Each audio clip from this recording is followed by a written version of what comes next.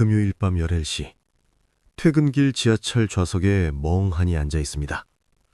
오늘 하루도 정말 치열하게 살았습니다.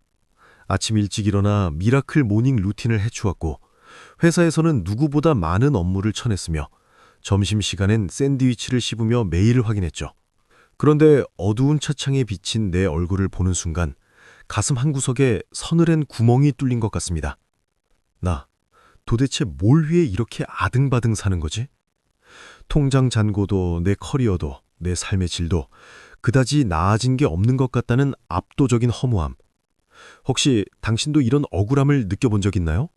남들보다 2배, 3배는 열심히 사는 것 같은데 결과적으로 늘 제자리 걸음을 하는 기분. 오히려 내 건강과 멘탈만 갉아먹는 느낌. 왜 우리는 열심히 살수록 오히려 손해를 보는 걸까요? 열심히 살았지만 밀려오는 이 허무한 감정. 이건 단순한 우울감이나 번아웃이 아닙니다.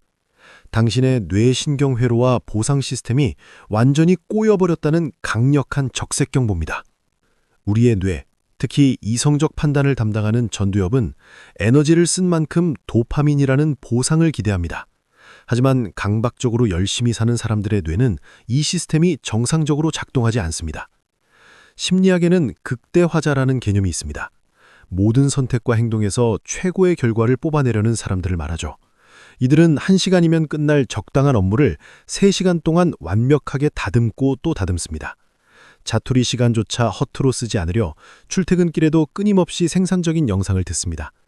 이들의 숨겨진 감정은 사회적 도태에 대한 공포입니다. 가만히 있으면 남들에게 뒤처질 것 같다는 불안이 심리적 방어 기제인 과잉 행동으로 나타나는 겁니다. 문제는 이 과정에서 분비되는 코르티솔입니다. 쉬어야 할 때도 무언가를 해야 한다는 압박감은 뇌를 24시간 전시 상태로 만듭니다. 만성적인 스트레스 호르몬인 코르티솔이 뇌를 지배하면 어떤 일이 벌어질까요? 전두엽의 기능이 서서히 마비됩니다. 큰 그림을 보고 우선순위를 정하는 능력이 사라지는 겁니다.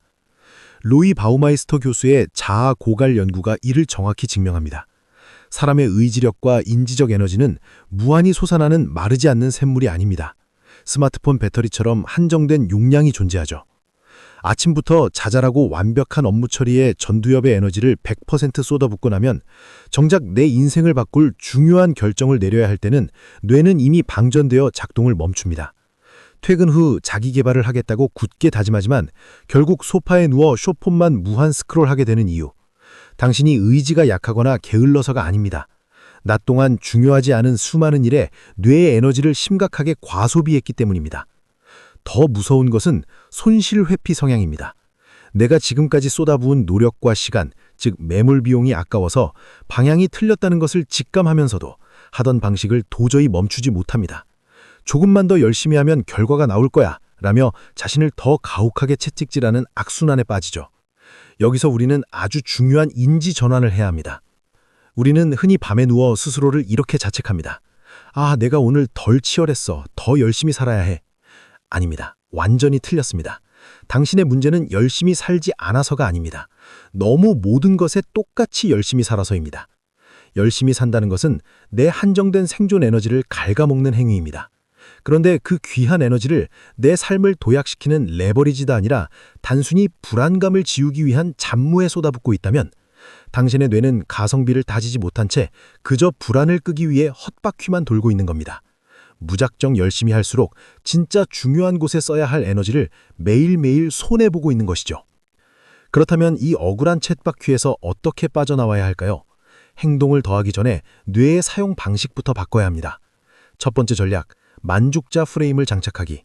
베리 슈바르츠의 심리 연구에 따르면 최고만을 고집하는 극대화자보다 적당한 선에서 타협할 줄 아는 만족자가 장기적으로 훨씬 더 큰 성취와 심리적 안정감을 누립니다. 결정 피로를 줄이고 뇌의 에너지를 아껴두었기 때문입니다. 오늘부터 모든 일에 100점을 맞으려 하지 마세요.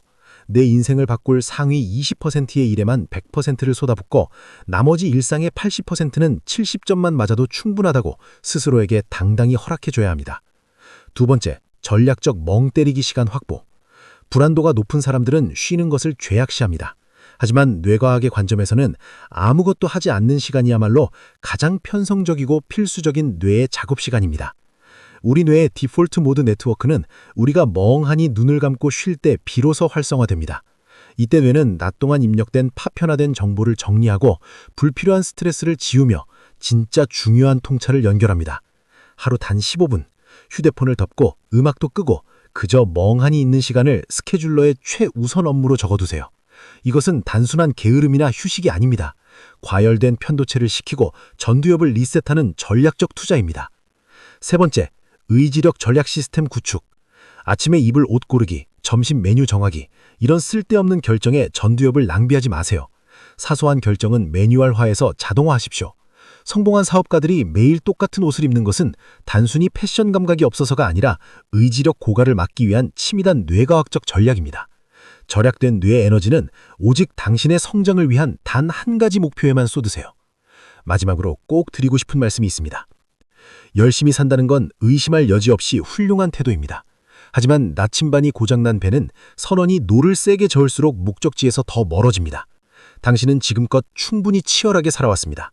당신의 노력이 부족했던 적은 단 한 번도 없습니다. 이제는 맹목적인 성실함이라는 자기 학대에서 벗어나 당신의 소중한 에너지를 영리하게 분배해야 할 때입니다. 나를 갉아먹는 무조건적인 열심은 멈추고 나를 살리는 똑똑한 적당함을 배우시길 바랍니다. 이 분석이 필요했다면 조용히 구독해두세요.